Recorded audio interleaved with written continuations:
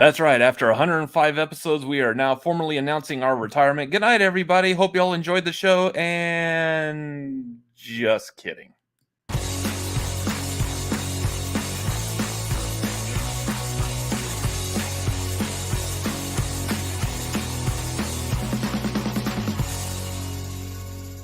What's going on, everybody? We are the Cinefanatics. My name is Robert Adams. I'm Chris Adams. And this is the Tagline, the show where the tagline is the title, where we're going to talk about movie news and movie stuff and all kinds of, I don't know. You have a hard enough time talking at a normal pace. Don't try to speed it up. You're not going to get there. I'm trying to sound like the Micro Machines guy from back in, like, even you all understand that reference. Look out for the Micro Machines. They're coming down here. You're going to step on them. They're going to hurt your feet. Yeah. Oh, watch out. It's the Micro Machines. It's the Micro Machines, the fastest little cars on the world. Man, I can't even do that. I'm sitting here like trying to do it, and my hands like spasming, like I'm trying to. Told you. Yeah, just that's hard. Guys, welcome to the show. We got a lot to talk about tonight. Real quick, YouTube stuff out of the way. Y'all got questions, comments, issues, whatever. Streamlabs.com/cinefanatics. Let us know your thoughts. We are eagerly wanting to hear them. Take them up with the manager. All the complaints you have, take it up with the manager. Take it up with they're management. Right there. Yeah, they're right there. You can reach them. Also, if y'all would like to support us, if you so have the means, patreon.com/cinefanatics. Hit up that website. Whatever tier works for you and your budget, please help us out. That would be fantastic. Moving on. Quick things to catch up on. First of all, it was requested, I think like a couple of weeks ago or so, that there's something that we haven't had on the show for a while that we should bring back. So now, anytime someone says stupid, not only will you get... but I would also like to welcome back the return of the unimpressed Vision. Oh, look at him. He doesn't care. So unimpressed. He doesn't want to be here. No. Hey, it's okay. I don't blame him. Just, he's so unimpressed. Oh, did you want to give him pets? It's all right, baby. It's okay. He'll be fine. He'll be fine. Pets the venom. Pets the vision. Pets the vision. Hashtag pet the vision. It's not going to be a hashtag. Hashtag pet the vision. I said what I said. That's great. Anyways, so welcome back to Vision on this. Upcoming stuff real quick. I am still participating in doing reviews for The Boys. Over on Ember Productions. We weren't able to do it this week, which this is the Herogasm week, and I want to talk about it a lot. There's a lot of stuff to unpack on that episode, but due to scheduling, we weren't able to do it this week. I believe we are doing it next week. So, what was that word? What? That word you said there? Herogasm? Yeah, I'm glad I don't watch this show. It's a great show, but man, there's going to be a lot to talk about. So keep your eyes out on Ember Productions for that while we talk about all the fun shenanigans that happened in that episode, plus whatever's happening in the next episode. Pet the Vision. Yeah, Pet the Vision. Also, tonight, after Tagline, I will be once again heading over to a Fans View YouTube channel. We are doing a Fans View of film favorites. Tonight, we are watching Reanimator. As requested by Lego, friend of the show, friend of Fans View. Lego was like, hey, we did Hellraiser last week. Let's pump it up. Let's amp this up just a little bit more. Let's go with Reanimator. So eager for that. It's quite a favorite horror movie of mine. Getting to talk about some Stuart Gordon, Brian Usna, and all that craziness that's in that movie. Chris, you will not want to watch this one either. No, probably not. I was going to say, are you going to turn it up to 11 next week and do Spinal Tap? Maybe. We'll have to see. We'll have to see how Vernon feels about that.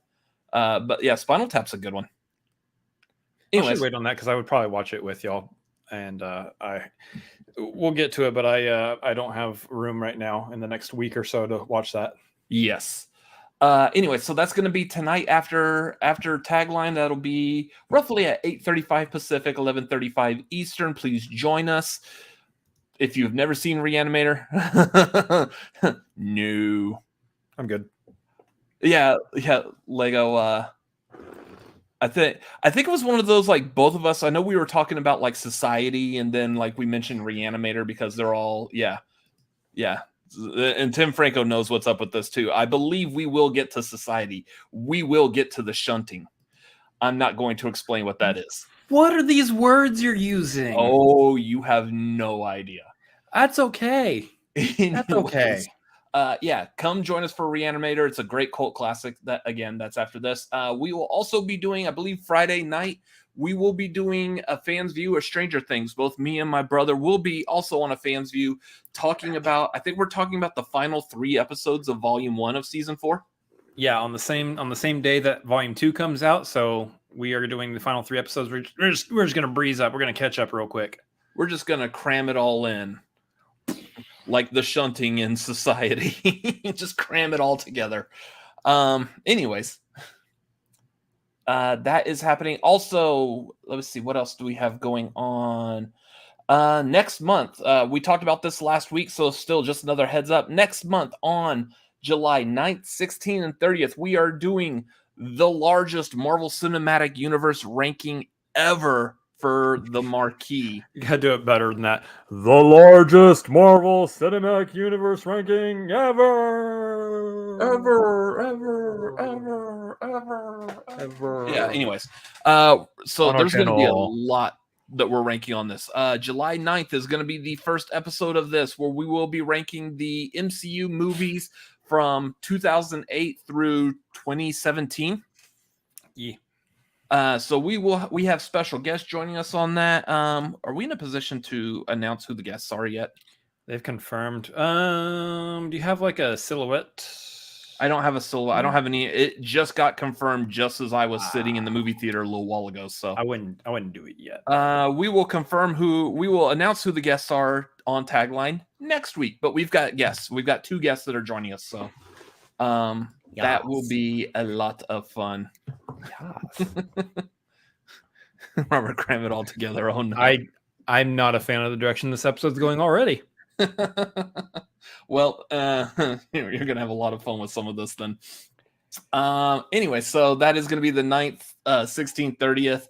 At its usual time. It's gonna be, those are all Saturdays, so it's gonna be at the 7:30 Pacific, 10:30 Eastern.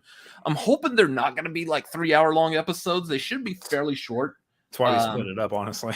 Yeah, that's why we're splitting it up. But I mean, there's still gonna be 4 of us talking about it. So again, hoping to keep it pretty short. But yeah, that's what we got coming up. This next month we will be announcing. Actually, no, there's one I think we need to announce. Do we have the movie watch along for Patreon already set? And we chose not to do that this next Monday because it's July 4th. I believe the Monday following. Okay, so the Monday following on the 11th, I believe we're doing the Patreon movie watch along. Since Thor: Love and Thunder is coming out, we're going to proceed in our MCU movie watching, and we're going to watch Thor: The Dark World. This will be a fun one. Come join us. Hop on patreon.com/cinefanatics. It's at the $5 due tier. You'll be able to join us for watch along. So if you are not jumping on the $5 tier to come watch with us, Thor: The Dark World, what are you doing with that $5? What are you doing with your life that you pay other people to come watch probably not the highest ranking MCU movie? We're just this is the hard sell right here. It's gonna be fun. I don't know why you wouldn't do this. Don't know why you wouldn't do this. Yeah. Anyways, yeah, I'm looking forward to that one. Well, I mean, Garth, we're doing this in order, and it just so happens to be that the next MCU movie we need to watch is Thor: The Dark World. Our last watch along was Our last MCU watch along was Iron Man 3. So the next movie coming out was Thor: The Dark World. So Thor: The Dark World. Timing just happened to fall into place. I mean, we've already done the watch along for the first one, and we're not anywhere close to Ragnarok yet in the watch alongs. So yeah, it works out. It works out. Anyways, let's talk about like how things been this past week. I'm smarter than I look. What? Actually, real quick, we did get a Streamlabs from Garth saying, "I've got issues, lots of issues. I keep them in long boxes and short boxes." Comics. That's a comic book reference. Yes, it is. Anyways, so this past week has been a lot of fun. It's been very busy. But like last weekend, we got to visit with Ben the Boss Bateman from the Movie Trivia Schmodown. Those of y'all who are familiar, most everyone who's watching us is also familiar with the Movie Trivia Schmodown.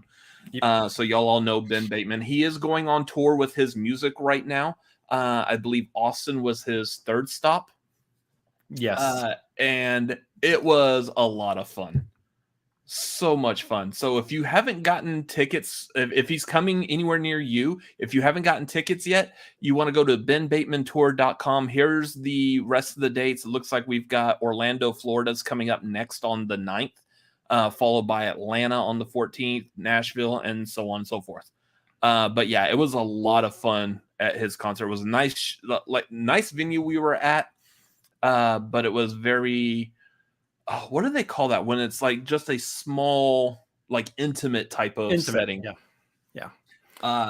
Really enjoyed that. In fact, it turns I just out got back from the movie theater and I wanted to wear the Ben Bateman tour T-shirt tonight. But that young man can also sing. Yeah. Not only does he know movie trivia, movie release dates, he also knows how to play a guitar and sing some songs. He can carry a tune pretty damn well. Yeah. Go support him. He's a good dude. We had a lot of fun hanging out. Maybe if you're lucky enough, you can end up in a scooter gang with him like we did. What was the scooter gang? Was it Iron Whip? The Iron Whips. The Iron Whips. We are the Iron Whips. So yeah, after the show, we went to a bar, but we had to scooter essentially across downtown Austin. We scooted. So we all got on bird scooters. So it was the two of us, Ben and Ben's friend, one of his childhood friends that's touring with him, helping him out. And was that Yuval? Yuval, yeah. Yeah, that dude was cool.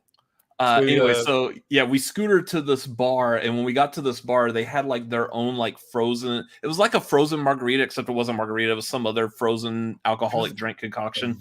But the machine, or something. Yeah, the machine said Iron Whip, and I guess that's what they called it. So we get in there, and Ben's like, "That's the name of our scooter gang." The four of us are known as the Iron Whips. I almost wish we got a picture of the four of us with the scooters, looking all tough and badass, and be like, gang, Iron Whip. When we roll up into your neighborhood, you better watch out. Yeah. The Iron Whips are coming on their bird scooters. We're the Iron Whips, and we're bringing the frozen orange dreamsicle flavored vodka drinks, rimmed with tahini. Rimmed with tahini, because Texas. Yeah. Lock your daughter. Chew them up, spit them out. Yeah. Lock your daughters and put your mouth guards in so you don't chip a tooth. Lock your daughters. Lock your daughters up. Yeah. Well, just give it time. The Supreme Court will decide to do that in its own. Nice. So if we want to shift to that real quick, don't want to dive too much into this because we all know everyone's all pissed off about this. Anyways, I would like to say that we here at the Cinema Fanatics are definitely in favor of women's rights, and yeah, the Supreme Court don't fucked up. Anyways, moving on. Moving on from that. God, it's just stupid countries. Stop it. Anyways, movies that we have watched. Wait, was there anything else we want to talk about before we move on to that? No. Nope. That was it. You got everything. So movies that we have watched. So Chris, you've only watched one new movie. Yeah, so I'm in the situation right now where I'm trying to hit Singing in the Rain as my 999th movie and Alien as my 1000th movie, which means I can't really watch a whole slew of new movies right now. So I'm down to 3 until I hit that 1000. So at this rate, I wanted to watch RRR last night, whatever. Didn't get around to it. It's 3 hours long. Just long movie. long movie. It didn't happen, so I just watched Star Wars: A New Hope again. But I think at this rate, I'm gonna end up making Thor: Love and Thunder my 998th movie, and then after Thor, I will immediately watch the other two in the week to follow. I mean, I don't know if I'm going to turn it into any kind of content of any sort. We might section it off here on Tagline, and I'll just talk about seeing them for the first time here on Tagline. But other than that, that'll be how that works out. Sure enough, 15 minutes into doing the live stream show, and she's yelling at me for food. That's how it works when you have a cat. She knows. She knows. What you need to do, what you should do, is watch Reanimator with us tonight over on the Fans View of Film Favorites, and then you can crank out the other two movies real quick and just knock that out within this next week. I can tell you for 100% fact that's not going to happen. But those of y'all who are interested in that movie should definitely go see it over on the Fans View. Just because I'm not going to be there doesn't mean you shouldn't be. Yeah. You could do like you did last week when we did Hellraiser. You just showed up in the chat without actually watching the movie. You're like, yeah, I see what y'all are talking about, and yeah, I don't want to see this. Does the poster have anything that I can make fun of the entire time? Of Reanimator? Yeah, of Reanimator, absolutely. This guy looks like a pincushion. Looks like that tomato my mom always stuck her pins in whenever she was sewing. Yeah, Lego. Reanimator is comedic. It's not scary at all, and it has a cat. You're trying. It had a cat. Ooh, yikes. Lego. Google the poster. Yeah, the poster for Reanimator is really good. Anyways, so you've watched one movie. So we'll talk about that one movie here in a second because I also watched it with you. So we'll combine those. Real quick, the other movies I do want to talk about, I've seen, like I said last week, since the marquee is all for MCU movies, and we've seen all the MCU movies, it leaves me free to watch a whole bunch of new movies, whatever new movie I want to watch. So I've been catching up on some like really good like underground horror the past week or whatever. So I knocked out Pieces, Tourist Trap, and Cooties, which really isn't that underground, but they were all interesting in their own way. Tourist Trap was not what I thought it was going to be, but I mean, that is a classic. I know it's a very iconic, like early, well, no, Pieces was the early slasher movie before like the slasher genre even started. So that was good. Tourist Trap was very weird, but Cooties was pretty decent, kind of like a zombie kids type of storyline. Weird humor, but yeah. Oh, the gate in 35 millimeter. I bet that was awesome. So I'm confused about something real quick. I have a question about what Lego's saying here. And that is this referencing like some weird bugs or whatever in that Hero-gasm episode of Boys? Because what the hell are semen ticks? Semantics. Oh, yes. That's what the word actually is. Okay, got it. Semantics. Well, that's all we got left now is semantics. So, I mean, time to lock those down too. That sounds like a terrible, terrible thing. If I'm almost certain, Tim, you've probably seen Tourist Trap, but that would be interesting to see like on a big screen, 35 millimeter. I would expect that if you've seen it. Yeah, so is Tim. That's one of those, like it's probably like most people who follow horror would probably be really shocked that I've only just now seen Tourist Trap. So, anyways, and then I just got out of the theater like about an hour ago for the Black Phone. So I wanted to watch this, catch up on this. I'm gonna briefly talk about it. No, not that phone. I'm going to briefly talk about it, but I'm not going to do any spoilers for it at all. It was a really good movie. This was a movie that after, I guess, Marvel passed on Scott Derrickson doing the second Doctor Strange movie, he went with, I guess, his buddy, was it C. Thomas Cargill, and made The Black Phone. Very dark and creepy movie, but Yeah, it was good. This is one I would say watch in the theater if you can tolerate like spooky, creepy movies in a theater. It does have a lot of jump scares, but the reason I say do it in a theater is the sound editing is phenomenal. It's a quiet place. Yeah, kind of. Well, in that quiet place was accentuating the lack of sound. This one like over accentuates sounds. Like they put in sounds and beats in places that you typically wouldn't have a sound beat or bite from. And a lot of it does help accentuate jump scares. This movie does that kind of jump scare feeling very well. So I do highly recommend check it out in the theater. It was a pretty decent movie overall. The story was pretty good. The character development was really good in it. Like the way they fleshed out all these kids, their personalities, their backgrounds, I thought was very well done. So I do highly recommend check that out if you want a good creepy movie. Especially if you go see it like when it's daylight, and then when you get out of the movie, if it's like nighttime by the time you get out, that would be great. Also, make sure when you show up, you don't have any semen ticks.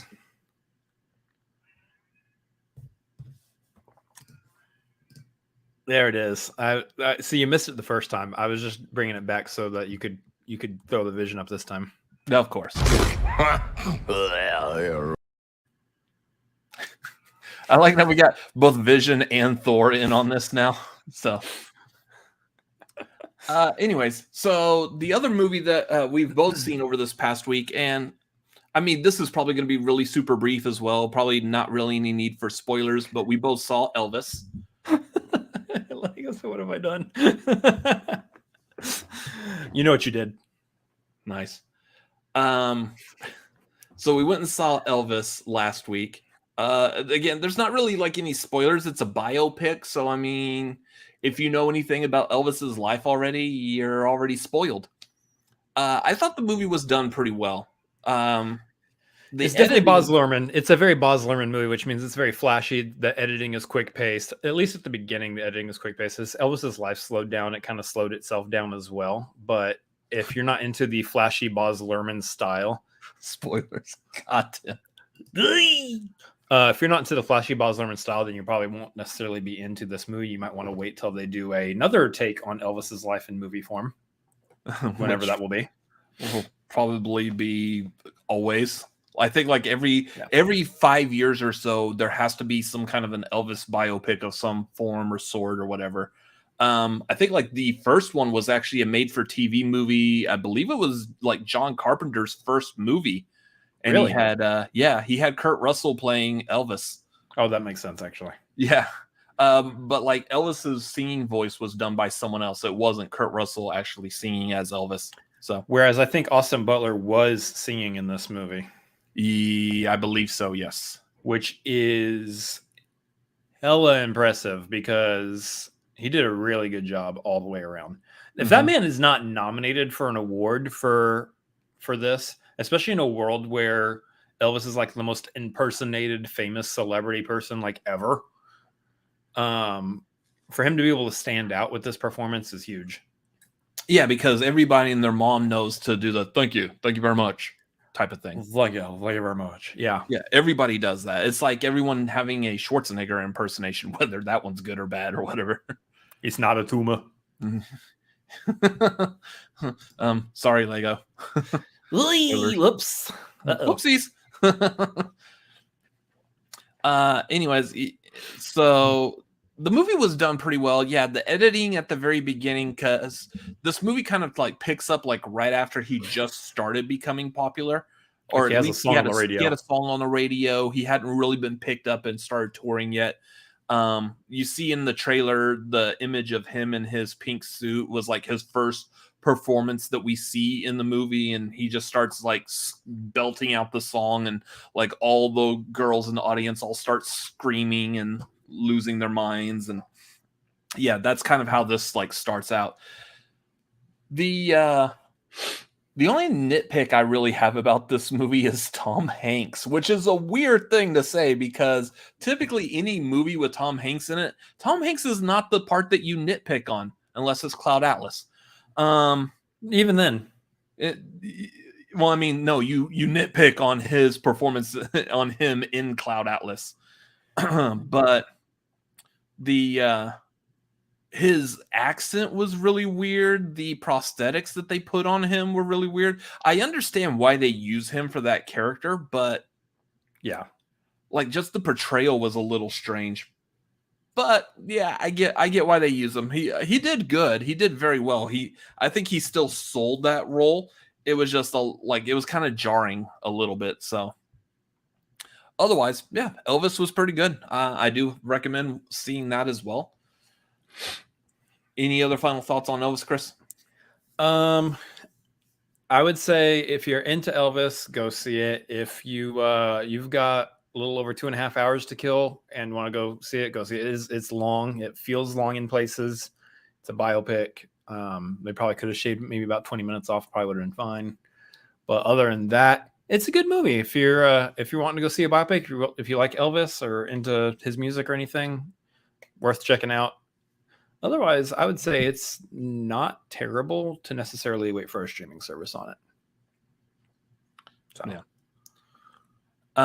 Anyways, if you're into saving money.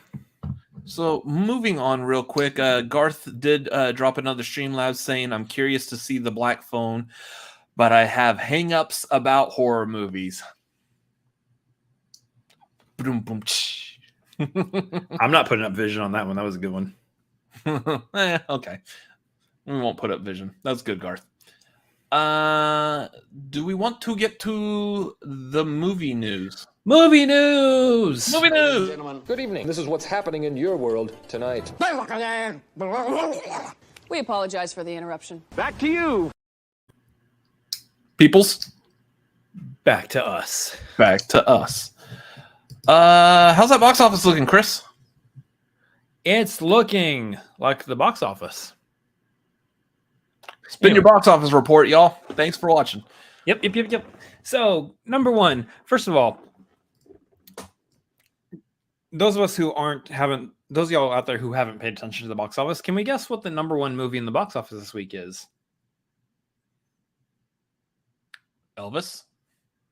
Yeah, it's Elvis. It's Elvis. Just like I said last week it was going to be, and you said it wasn't going to be.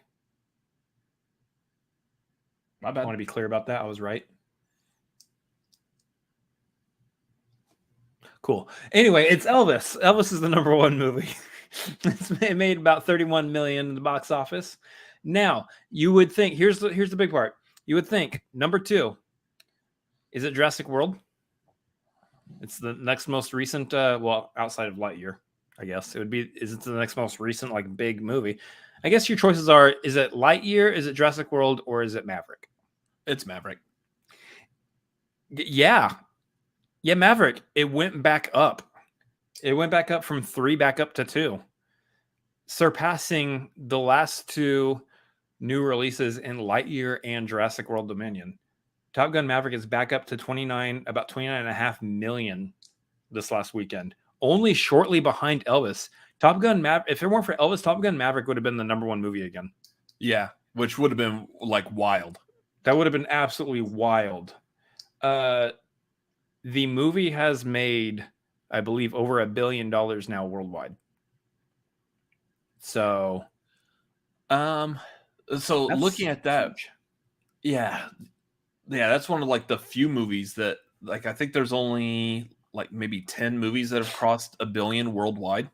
I mean, it's over half a billion right now domestically. So, jeez. I want to say, like, so new movies this week. The only new movie is the Minions sequel, wasn't it? Black Phone. Well, Black Phone came out last weekend. Oh, you're talking about this upcoming weekend? This upcoming weekend. Minions is the big one, yeah. There's a chance that Maverick could potentially still win the box office this next weekend. I mean, if you look at like the performance of Lightyear, I mean, Lightyear, I feel like is a more like sacred. It's based off of like the Toy Story, Pixar. That would be a movie I think like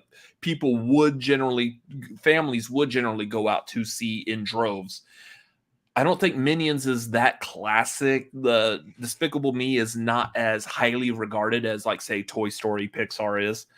It'll get a lot of views, but I don't think it's going to possibly do higher numbers than what Lightyear was doing. You do YouTube a lot when you talk about a movie doing views. Yeah, happens. I don't think it's gonna do it'll do probably about as much as Lightyear did, because it's still kind of like in the same genre, family film, computer generated, CGI. Yeah, there's some stuff that Lightyear obviously had with a large swath of America, unfortunately, that worked against it. So I don't know if Minions is going to have that same thing. I think the only thing working against Minions is are we all on board with seeing Minions? Some more Minions? Do people actually care about these? Do we still care about the Minions? Yeah. Banana. Banana. So I don't know. I don't know if that's going to be number one. I would say, in my prediction, based on how close Elvis and Top Gun Maverick are, I don't think Elvis stays number one next week at all. I think you're looking at Top Gun Maverick, Minions, and then maybe Elvis, and then Jurassic World Dominion is going to be your tops for next week. I think that's my prediction. Top Gun Maverick's back to that number one spot. Yeah. But who knows? There's a world where Minions also could get that number one spot. But either way, I think it's going to be number two. Number three this week is Jurassic World Dominion with another 26 million. Number four is The Black Phone. So opening up in that number four spot, 23 million. And then you got in the fifth spot is Lightyear dropping from second place. So Lightyear is already working its way down the list on its way out. It's only been out for 2 weeks, excuse me.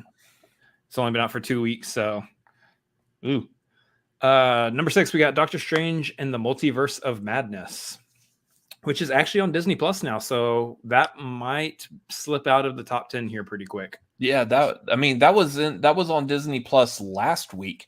So the fact that it was on Disney Plus Wednesday of last week and it's still registering in the top 10 for this past weekend. Granted, there's a huge jump from Lightyear's 18 million to Doctor Strange's a little over 1.5 million. So okay. You know, it's when you get to the latter half of the top 10 here, there's not a whole lot of money being made. So yeah, Doctor Strange, number six. Number seven spot is a new release. It looks like it's another international release, Jug Jug Geo, which there's a chance I could be mispronouncing that, but at least I feel a little bit better about this one than I did on some prior film titles. Number eight, falling from the number seven spot, still in the top 10, Everything Everywhere All at Once. Another big one. Another big one still hanging in there. This movie has made domestically, total gross is about 66 million right now. So, I mean, that's huge for A24. Worldwide, actually, let me look at the worldwide real quick. Meow. I can hear Lola. Oh, you know what? I forget. I need to click it right here. We look at worldwide. Worldwide, we are looking at almost 90 million worldwide for Everything Everywhere All at Once. I think that thing will possibly. I would say it's probably going to hit 100 million, but it's kind of a slow crawl to it at this point. Yeah, because it's been out digitally for a while. I think it's actually also out physically. The only way it gets to that 100 million mark is if they do like a re-release on it a little bit later, which I could see them doing, like probably closer even to Oscar season. I can see them re-releasing that just to kind of get a push for Michelle Yeoh, which I'd be all right with. Yeah. You know, I'd be all right with that. Number 9, we got the Bob's Burgers movie, and then number 10 is The Bad Guys. Oh, and this one's kind of sad. Marcel the Shell with Shoes On opened at number 13. It's kind of a bummer. That one might get a boost though. That's another one that I'm thinking might end up boosting up just a little over this next weekend again. As like some people are saying, This next weekend is July 4th weekend, so there is going to be families out there. So everything I just said about Minions may not necessarily be true. There may be families that are going out. So you may see a boost on Minions. You may see a boost on Lightyear. And then you might also see a boost on Marcel the Shell with shoes on. I do want to see Marcel the Shell. It's another A24. I do want to see it, but we'll probably end up waiting for a streaming service for it to pop up on. That being said, I would love to see that thing at least pop into the top 10. Yeah. This next week. That'd be kind of cool. And then once again, Morbius, we don't even talk about it anymore. So, yeah. We don't talk about Morbo. Okay. So that's it for the box office stuff, right? That is it for the box office. Yep. Does that mean we're moving on to like your Barbie Watch segment again? Here's the thing. It's a good bit. I like the Barbie Watch bit, but I don't want to play it out too much. So probably take a relax on it this week. Oh, okay. Good. So moving on to other news, because you don't want to roll on too much with that one. If you roll on that bit too much, you're gonna end up running in.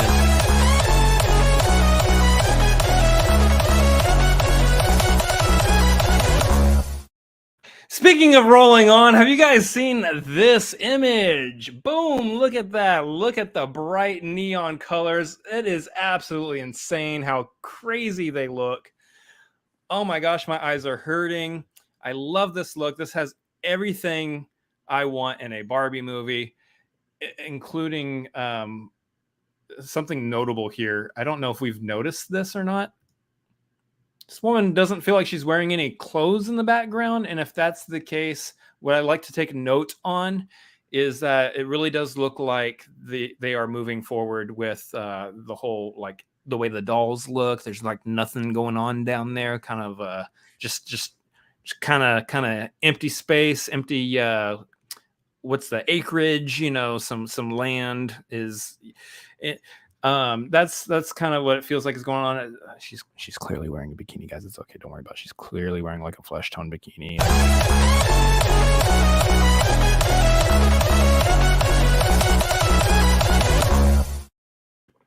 Spin your Barbie watch.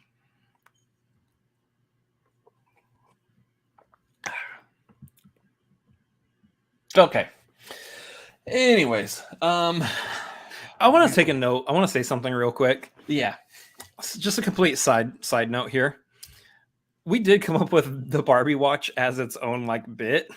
What do you mean we? You're right. It was actually all my idea. We did come up with this as its own bit, and knowing that it comes out like summertime next year, we were like, okay, it's likely that we're probably going to have to like make up some fake news stories about the Barbie movie here and there. Because there's no shot that there's just going to be news every single week about Barbie. How long have we been running this bit now? It's been over a month. It's been over a month. There's been news about Barbie every single week. I have a feeling at this point, this is going to be like one of the most anticipated movies of all time. There's going to be Barbie news every single week to do this bit on. Just... I can't believe that this is something like that. Literally, like we just did this for fun, but literally they are releasing new information every single week for us to talk about. So this has been your Barbie watch. By the time you pay to see this movie opening day, we'll have already seen it. I'm okay with that. Cannot wait for that first Barbie trailer to drop, because guess what's getting deconstructed? Here's the thing, though, like, if they release a trailer, they better also release like some kind of plot synopsis of some sort. Like, what's this movie actually about? Because right now I hear rumors, but there's no clear indication publicly known specifically about what this movie actually is about. Okay. That it's like she's a Barbie girl in a real world. Something like that. Yeah. Yeah. But here's my question. That's just rumors right now. That's not really like Here's what I'm wondering. Everyone who watches knows that I do have like an affinity for like Hot Toys figures. Dolls, yes. Are they gonna? Thanks for ruining the joke. Are they going to make a Barbie Hot Toys figure? Because I might want a Barbie Hot Toys figure. You're like, or you could save yourself about $200 and just go buy a Barbie doll at Walmart right now. It's roughly what it is going to be. Ladies and gentlemen, that's called stepping on the punchline. Good job. Anyway, Look, you do it to me all the time. It's about time I do at least one to you. Well, you're welcome. So, moving on to other movie news, I would like to present a new segment of the show. This was something that was kind of just birthed last week. So, no, sorry, not kind of a news segment. Sorry. No. Give Garth a heart attack over here. He was not expecting it again. This is a news segment where and this one I do believe will probably have news like every week because that's just the way that this rolls.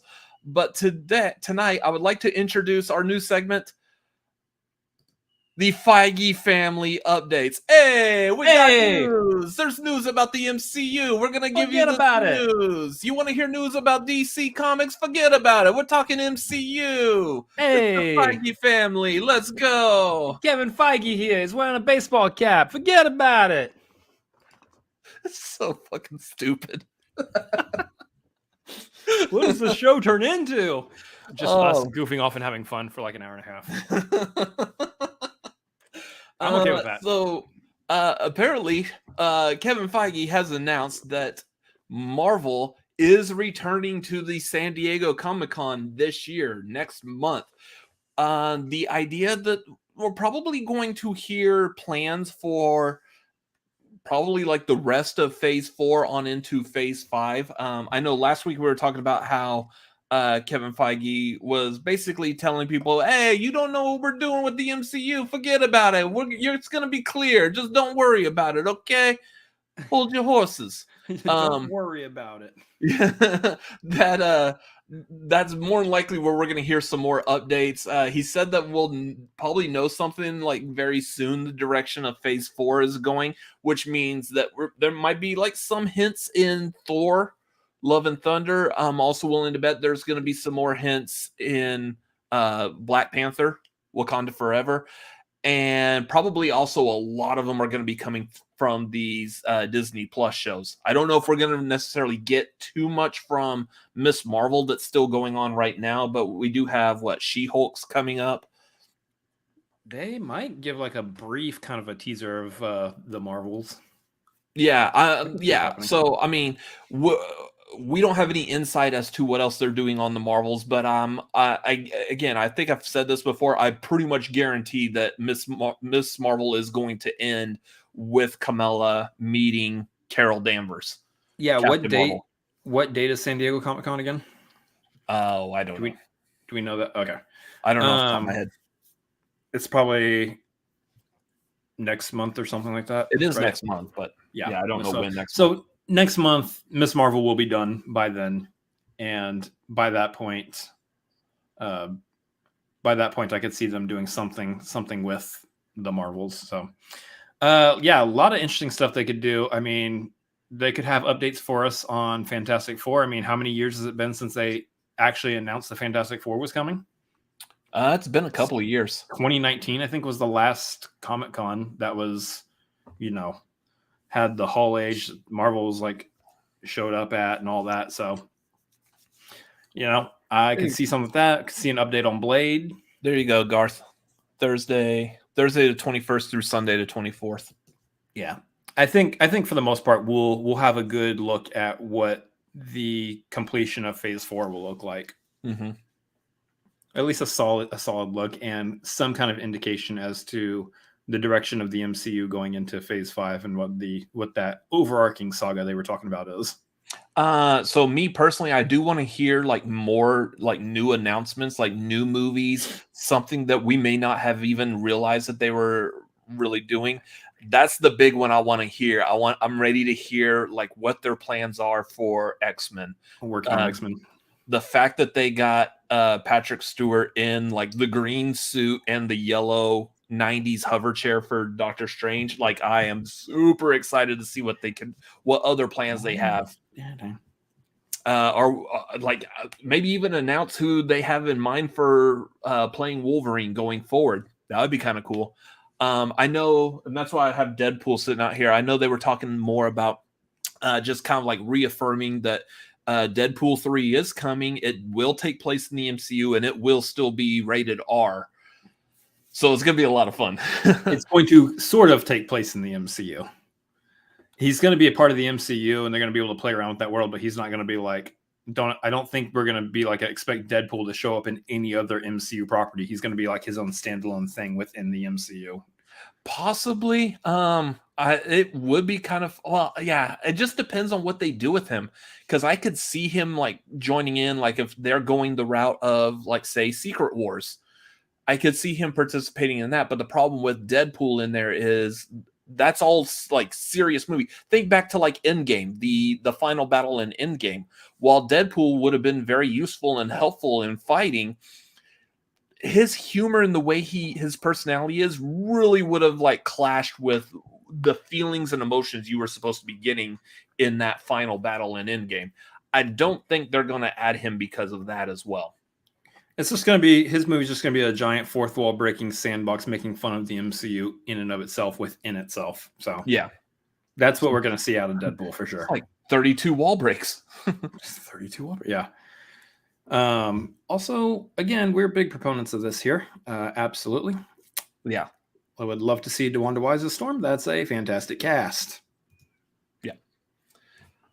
Anyways, so that's what we got as far as the MCU. So what you're saying is Kevin Feige is going to bring the Gabagool to Hall H. Hey, forget about it. This has been the Feige Family Updates. Did you enjoy it? If you didn't, don't worry about it. They're going to continue. Hey, he's a wise guy with the Feige guy. So silly. Other things returning. Man, there's a lot of like, I feel like we're coming back to like the 80s and 90s again. I feel like this gets said, like that kind of a joke gets made all the time, but they announced Ghostbusters 4 is going to be released December of 2023, which is really super fast when you think about what all is involved in making a Ghostbusters movie, how much of the CGI is involved. And I don't know, like, depending on what the story is, the only thing they said is that the story this time will involve returning back to New York and precisely back to the original firehouse. Which they did a little post-credit with at the end of Afterlife. So they kind of set that up from the beginning.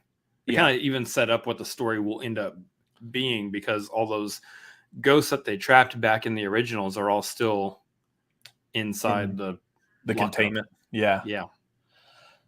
So I'm excited for this. I thought Afterlife was okay, good. But the fact that it was like out in the middle of like BFE Oklahoma or whatever, just I feel like that kind of, there wasn't much to look at, to interact with, the too many new characters, and just I don't know. It didn't appeal to me as much as I think like I see the like a lot of the popular opinion on it. So I do want to see this come back to like New York, see it come back to its roots. I don't mind if they bring the kids and everyone back as well, and again setting up like Finn Wolfhard and the other kids. Finn Wolfhard's the only one whose name I know off the top of my head. Thanks, Stranger Things. But bring like the kids back to New York and set them up as new Ghostbusters, possibly working like under like Venkman and Ray and. Thought you were about to say Vecna. Not Vecna. No, I was trying hard not to say Egon Spangler. I was like, yeah, let's just work with Egon Spangler. Oh, wait. They can't do that. So that's what I kind of want to see, and I think that would be great, especially, again, I kind of want to see it stick with Jason Reitman directing. Yeah. Just because I feel like his touch on Afterlife was good and was needed to really help sell that movie, that story. But Yeah, McKenna Grace. That's who I was trying to figure out remember what her name was, but she was good in that. My brain was like Phoebe. Yeah. That's her character's name. That wasn't her actual name. Yeah. Yeah, she was great in that. I actually really enjoyed Ghostbusters Afterlife. I would love to see the sequel here. But coming out December of 2023, which means they probably have to get started shooting it here within the next couple months. Yeah. So I'm expecting to hear casting announcements and stuff for that pretty soon. Yeah. Make sure like everyone's coming back, all this, that, and the other. I mean, pretty sure everybody was like signed up for a contract, like they were expecting to do multiple pictures. So I think you know that the main players of the last one are probably coming back again, but yeah, I would expect to hear news that's starting filming here in the next couple months. So, yeah. The other thing coming out pretty soon. So we knew that Kevin Smith was working on Clerks 3. Just announced today, 1 week from today, he is releasing the first trailer for Clerks 3, and I am super excited. Hopefully y'all all know I'm a big like Kevin Smith fan, especially of the View Ask universe. So I very much like the fact that we're getting Clerks 3. It was kind of like nicely set up in Clerks 2 that Dante and Randall were returning back to the Quick Stop.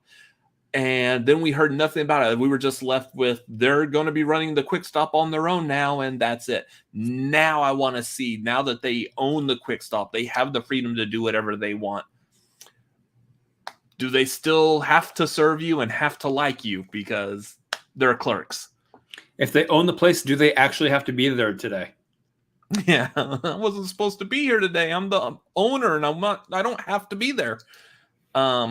So yeah, I want to see what they're going to do with that. We know that like some of the characters from Clerks 2 are also returning, including Elias and Becky. So I'm also very curious now that they're considerably older. Are they still playing hockey on the roof? Oh, probably. This is probably going to be one of those movies. Yeah, this is probably going to be one of those movies where it is going to be doing like massive callbacks to especially the first movie that took place in the Quick Stop. So I do expect to see Walt Flanagan as like inspecting the eggs on the floor again, stuff like that. I hope there's no horse in this one. No horse? Or donkey or whatever it was. Oh, yeah, and the second one. Yeah. Sexy Stud. Kinky Kelly and the Sexy Stud. Yeah. Anyway, so super eager for that trailer. Very, very good chance I'm probably going to deconstruct it just because, again, I love the View Ask universe.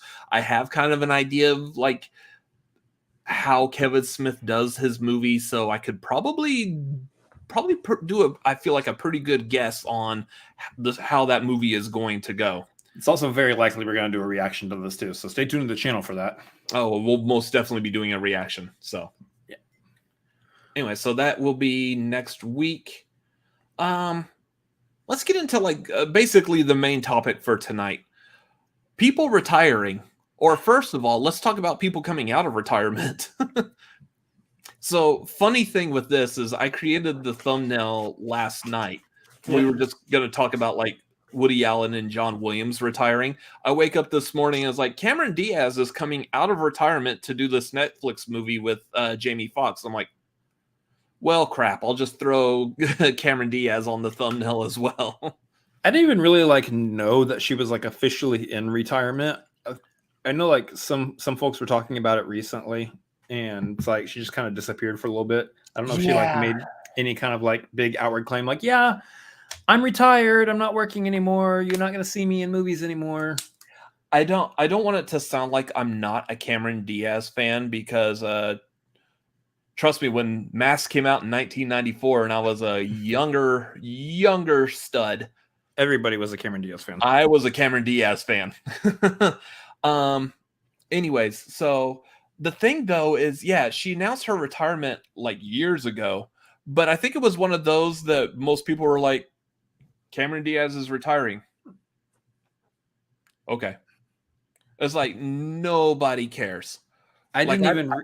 I don't remember that being like big news. Like maybe some people were like, "Why is she retiring? She's not old or anything. Why is she going to retire?" And just all right, guess she just doesn't like Hollywood business industry, which I think is actually what she did end up saying is why she's retiring. She just wants to get away from that. But Yeah, that's what confused me.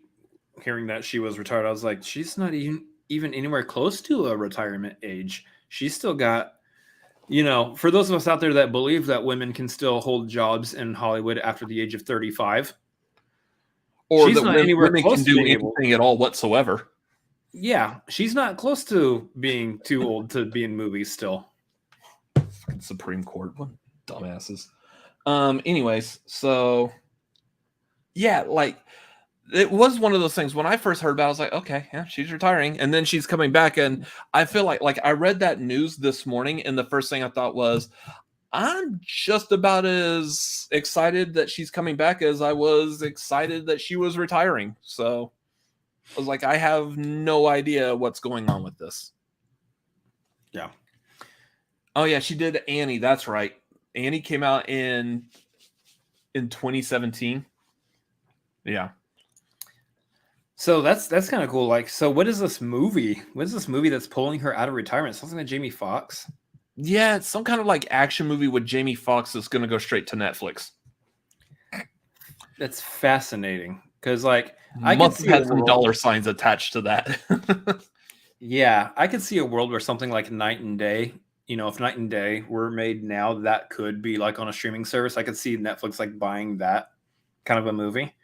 And I think that's where you see like a lot of those types of movies, like the very, I would say middle budget action comedy type situation. I can see those going to streaming services rather than necessarily going to theaters. Yeah. So if that's kind of what they're aiming for here, then it's not necessarily a sign that it's like going to be a bad movie, so to speak, because there's really good movies on streaming services. There's really bad movies on streaming services, Bird Box. But there's also really good movies on streaming services. Give me 1 second. Just stepping off and yep. All right. So I could see something like that happening where it's actually going to be a pretty decent movie. Like, I don't know. I want to feel like I trust Cameron Diaz's judgment here that she wouldn't decide that she wants to jump back into the race again if the movie doesn't feel right to her. Yeah. So I feel like that's the situation here. It's got to feel right to her for her to be able to be like, yeah, I guess I'll come back out of retirement for that. And I think luckily she's still in the age or of the age where she is young enough to say like, yeah, I'll step out of retirement. I'll go back to work again. That's fine. I can do it. Why not? So I think that's good on her. I think it's good for her. Like, as long as she's happy and she's doing what she wants to do and she's like pretty on board with this movie, then cool. But it is interesting. It is an interesting thing to say, like, when someone claims to go into retirement and then come out of it. I know, again, a lot of people we hear talking about going to retirement are old. And it makes sense for them to be like, I just want to kick back and rest now. I don't really want to run the race anymore. And it usually makes a lot of sense for them. So, yeah. Anyway, so she's coming out of retirement. In the meantime, we've got 2 other people that are about to go into retirement. Speaking of old, Woody Allen. Now, at the beginning of this, I did see one of our fellow competitors from the First Class League, Nazet, here at the top was saying, can't watch it live because of the time zone. He's in Spain. We'll try to catch up, hoping to hear you talk about Woody Allen's filmography. Here's the thing. I don't really have much to talk about as far as Woody Allen's filmography. And it's not because of the controversy of Woody Allen. I understand that when I created the thumbnail, I'm like, great, I'm going to put Woody Allen on a thumbnail, and that's going to like stir up possible issues because of the controversy he has. Thanks, Lola, for knocking over my light. we're doing it live. Y'all. With the cat. Anyway, so I read through the controversy, what happened. He basically early 90s, he was accused of doing stuff. I don't really want to go into it. He was never formally charged or anything. There wasn't anything that was proven, so it's still just kind of hearsay right now. But it was something that happened in the early 90s. It got kicked up with the whole like Me Too towards the end of the Me Too, actually, I believe, after 2017. So it's just people generally just don't like him because of this story, but still, again, nothing was actually ever proven. So it's kind of hard to say this one way or another what did happen. But that doesn't take away from the fact Woody Allen is a very prolific filmmaker. He's made a lot of movies, and apparently you read about this, that he's going to be making like his 50th movie and then he's retiring? Yeah, so his plan right now is that he's got one more movie in him. It's going to be his 50th, and then he's thinking he's pretty done. So here's the thing. I've only seen like one of his movies, and that was Annie Hall, which I feel like that's, if you ask anyone, hey, have you seen a Woody Allen movie? They're all like, yeah, Annie Hall. And that's roughly about it. Ish. Yeah. He's obviously got some other big names. I mean, he's been a, but I feel like that's his biggest movie. He's been a prolific filmmaker for a while. So yeah. Yeah. So he's got this quote saying, "I'll probably make at least one more movie. A lot of the thrill is gone. When I used to do a film, I'd go into a movie house all across the country.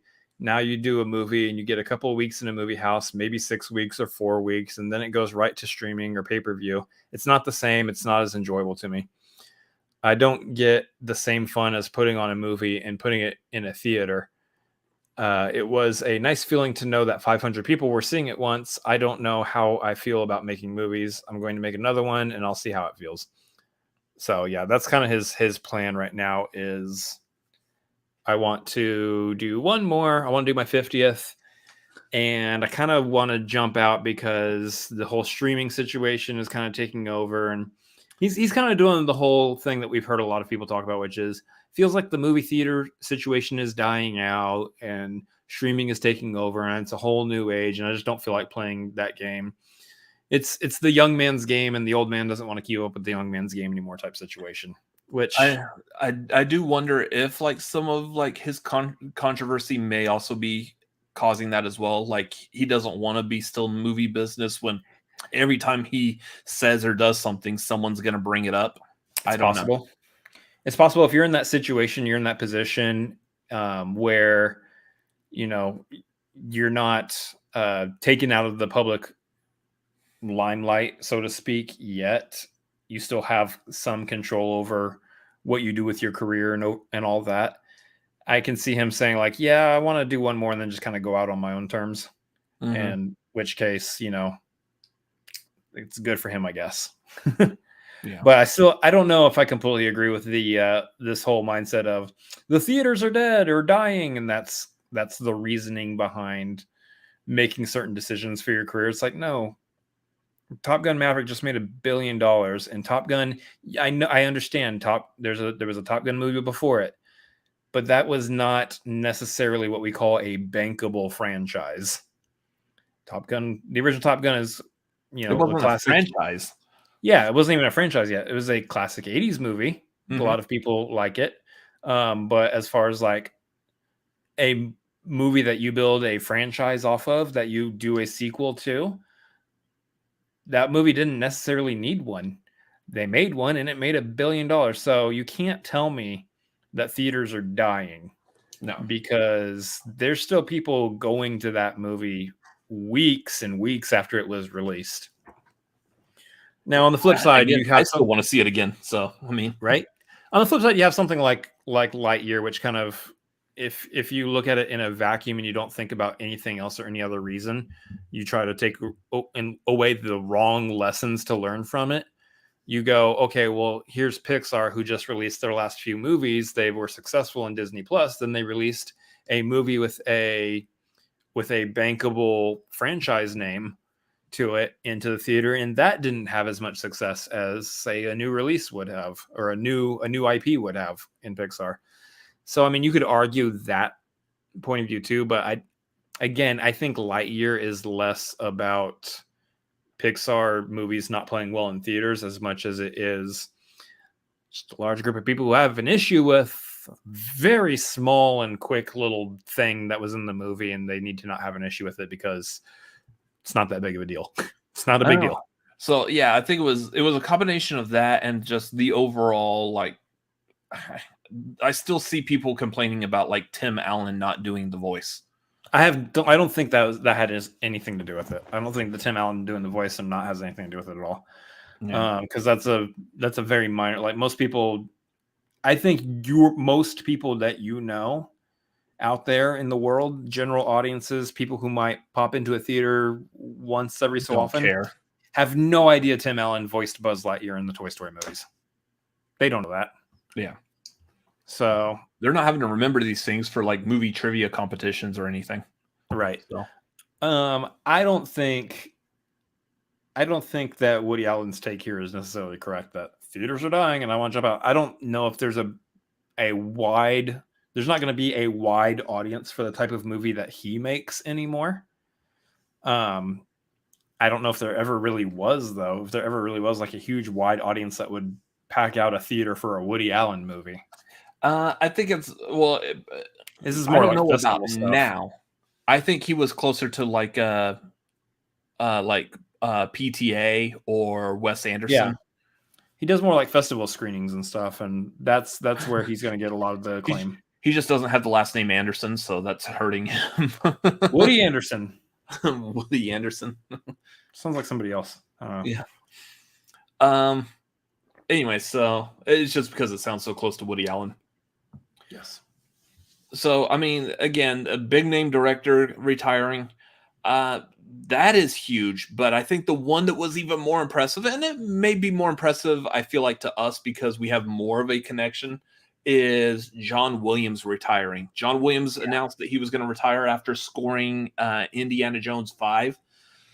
That's huge because I feel like if you were to grab like just 10 random people who knew composers at least, and you ask them who's your favorite composer, I'm willing to bet probably about 8 out of 10 would probably name John Williams as their first like favorite composer. Let's be clear about this. These statistics were tried at our local grocery store. We asked literally 100 people, and 80 of them said John Williams. Just because they asked us to name composers because they didn't know any, so we just started naming off John Williams. And the second we said John Williams, we're like, oh yeah, that one. It's 100% not true. We don't have time for that. But yeah, John Williams is like probably the biggest name in composing for movies. I mean, you look at his filmography for scoring movies, and it's massive. I mean, like the next one I would consider after him would be Danny Elfman. So John Williams is the composer for a lot of your modern classics. It's like him, Danny Elfman, I think Alan Silvestri are the ones that you see usually for your big modern classics. Yeah. So him announcing that he's going to retire is a huge deal because one, this actually this is bittersweet news to me. Because one, he's so good at his job. He's so good at what he does. He has produced some of the most classic movie themes of all time. I think still Jurassic Park is my number one favorite movie theme of all time. The original Jurassic Park theme, I don't know if you've got a better movie theme than that, in my opinion. Star Wars. Not even Star Wars. I like Star Wars. I like the Star Wars theme. I don't think it beats Jurassic Park because I get a feeling. There's a feeling I get every time I hear the Jurassic Park theme. And that's the thing. That's kind of like what we were saying with doing the Pixar marquee is you have like a lot of personal connections to this. Depending on your age, how susceptible you were to music and the movies and visuals and all that combining, you'll have more of a personal connection to it. Star Wars, of course, is probably like the biggest, most massive one that he is known for. But I mean, you can't discredit the other ones he did, like Jaws, Superman, was it Home Alone? He did the Somewhere in My Memory from Home Alone. Like he's done some massively huge ones. E.T. Just like these are all themes that you know right off the top of your head. You could easily like belt out and hum right away. Indiana Jones. He is by all accounts in my mind. When you think of movies, the music that hits your head first is a John Williams theme. Mm-hmm. because like you said, Indiana Jones, Jurassic Park, Star Wars. These are like the big anthems that, like, if you're picturing just the word movie and you're attaching a song to it, there's like a big grandiose feeling to it. It's a John Williams track. The movies. All right, thank you, Vin Diesel. Appreciate it. Thank you for stopping by. But yeah, so the bittersweet thing here is that because he's so prolific, he's such a big name when it comes to movie themes, movie scoring. You want as much work from him in his life as you can possibly get. The thing is that we've gotten a lot from the man. The man has given so much in his time. I'm surprised he wasn't retired already. Yeah. And I think he would have been. He probably would have been retired if they weren't still making some Star Warses. Yeah. If they didn't make another trilogy of Star Wars, he probably would have been retired earlier. But he was like, I got to finish out the Skywalker saga. 3 more movies, got to do them. I got to be a part of that. And then, of course, they did the Obi-Wan show. He's like, all right, I got to do Obi-Wan. That's one of my characters. That's one of my boys. Obi-Wan's one of my boys. I was there when he was made. I gotta do that one too. And then, of course, now we have him announcing that he will retire post scoring Indiana Jones 5. Hello, Lola. Welcome. Can we help you? What do you think about John Williams? Good to know. This is a huge one. This is actually, like, for what's coming up on the docket, what's coming up on the schedule. There's not necessarily another big name Star Wars movie coming down the line, other than, say, like Taika Waititi's movie. I think that's the next, like, Star Wars film that's actually coming.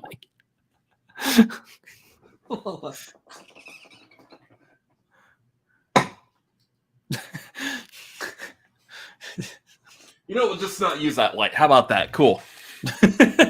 Bye, Lola. Thanks for wrecking things. Anyway, so yeah, there's not another Star Wars movie other than Taika Waititi's movie coming on, and that's kind of going to be its own thing. It's not going to be part of like a big saga of sorts, part of the Star Wars. For Indiana Jones 5 to be the one that he kind of hangs his hat on, I think is actually a pretty good deal. I mean, he's going out on one of the main franchises that he was known for, music-wise. And the Indiana Jones theme, again, is another one of those that's just such a good theme. It is one of those, when you think of movies, you're thinking of the Indiana Jones theme just as much as some of these others. Yeah. So, it's bittersweet. We hate to see him go, but at the same time, I love that he's kind of going out on his own terms, and he's able to go out on a franchise that he's known for. Yeah. Anyways, definitely going to be missed, but I mean, even now we have a lot of like composers that are easily taking up the mantle of like some of the greatest composers for movies ever. So yeah, he's going to be missed, but not forgotten, and lots of people to follow in his footsteps, and they're doing very well. So, oh yeah, there's a solid list of composers out there that are easily going to take up and fill in the void of John Williams. You got your Silvestris, your Zimmers, you got your Elfman still working. You got Michael Giacchino. Mm-hmm. So he's still going too. Yeah. Anyways, that's going to do it for the news tonight. Actually, I'll do it for the show. So, you didn't have any opinion on John Williams? You don't have anything else to say? I did already. Oh, okay. I like John Williams. I'm going to miss him. Oh, I miss John Williams. I miss you, John Williams. I miss you, John Williams. Anyways. Come back to me, John Williams.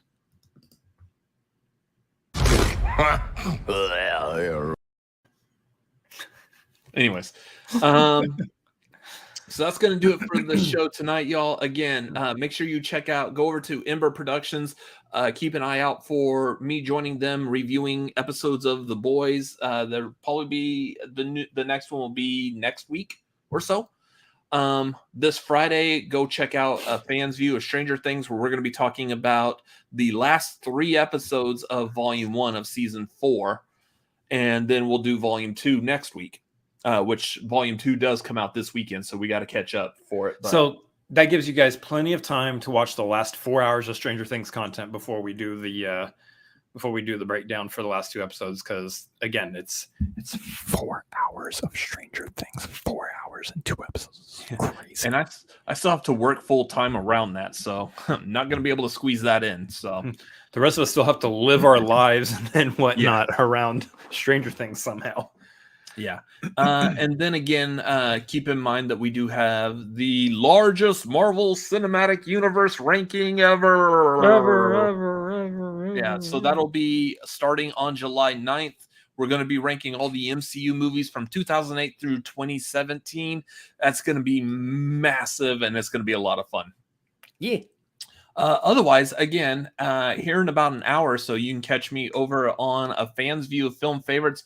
We are going to be watching Reanimator. If you have not had the pleasure of enjoying that particular movie, maybe read up on what it's about and then decide if you want to come join us, because we're going to have a lot of fun with it. So that will be over there. That's going to be at 8:35 Pacific, 11:35 Eastern.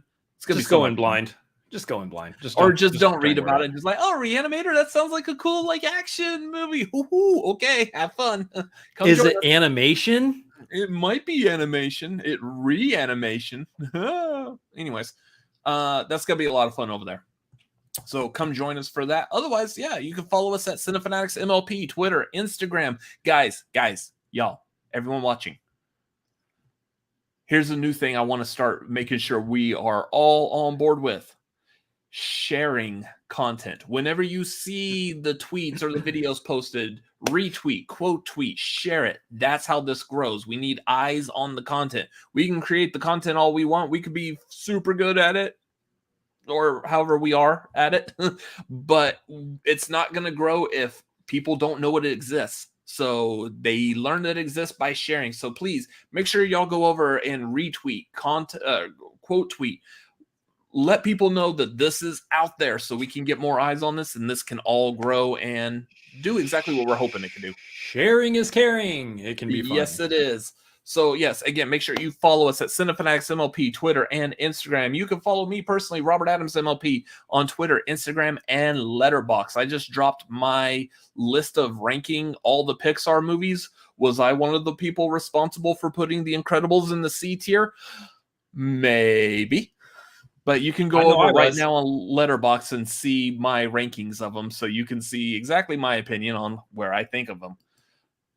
Chris, where can we find you? You can find me at Chris Adams MLP on Twitter, Instagram, and Letterboxd, as well as twitch.tv/Chris Adams MLP, where we are currently making our way through the Metroid Prime series, as well as diving into Pokemon, Fortnite. Fall Guys just came out, so I'm getting frustrated and wanting to drive my head through a wall on that game. We're doing all sorts of stuff. We're playing Jackbox on Sundays. Come hang out. Our next stream day is going to be on Sunday, so come hang out on a family game night this Sunday. It's going to be a lot of fun. Yeah. And then also, again, if y'all haven't picked up tickets for Ben Bateman's tour, go check out benbatemantour.com. Pick up tickets if he's coming to a city near you. It was a lot of fun seeing him this past weekend. A great show, so y'all will enjoy it if you enjoy Ben Bateman. So feel like that was the hard sell right there on that one. Do you like Ben Bateman? Buy a ticket. Go see him. If you enjoy Ben Bateman, go enjoy Ben Bateman.